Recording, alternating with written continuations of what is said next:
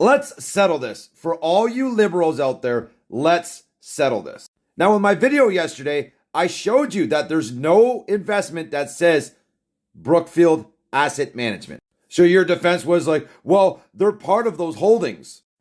3 out of the 6, yes, but I'm going to show you something that's going to make it more clear to you. Now, this is his ethics report. This is his disclosure. It states what he has, his assets, his wife's assets, etc. Right here is the point of focus. Now, if you looked into each one, they actually have several hundreds holdings each, except for Bitcoin, which you can see here. The top 3, Vanguard, World ETF, and Avantis, are the only ones that contain Brookfield Asset Management holdings. But a simple search on Yahoo Finance, you can see the top 10 holdings don't even include Brookfield. The World ETF top holdings don't even include Brookfield. Avantis, top 10 holdings don't even include Brookfield. Singapore, top 10 holdings don't even include Brookfield. Switzerland, top 10 holdings don't even include Brookfield. Even when you pop onto Vanguard's fact sheet that they put out to their shareholders, Brookfield didn't even make the fact sheet. They're literally a low gainer.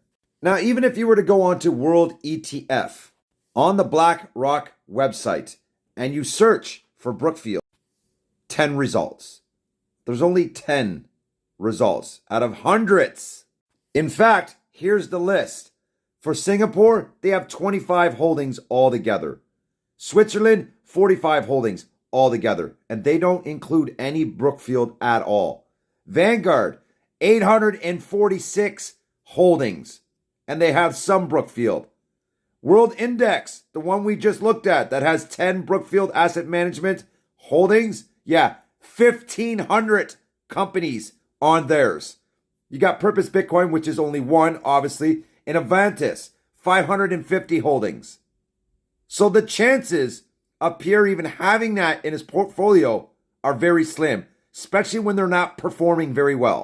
Anybody with common sense who is talking shit about a company would not hold investments in that company, especially with headlines like this, or like this, or like this, or like this. Should I continue to keep going? One thing we do know is that Carney actually admitted to potentially having conflict of interest with Brookfield, because we know we have dug into this guy's life like no other politician. He is a compromised individual, not with just ties with Brookfield and other companies internationally because of all the boards he was on. We know he's got shares in all those boards because that's typically what happens when you hold a special position on boards. You get rewarded with shares. But we can also talk about the Chinese connections he has due to all the roles he's played internationally for the past 2 decades. He's made significant relationships with the Chinese and has been physically caught in photos, website, news articles, talking and meeting with the Chinese Communist Party. Even this one, everybody's spreading this one as well, that he owns a property company and he owns lots of properties. No, he does not. It was dissolved in 2023. That's 2 years ago. It was gone. See you later. He got his payout because he owned 50% of that company and he cashed out.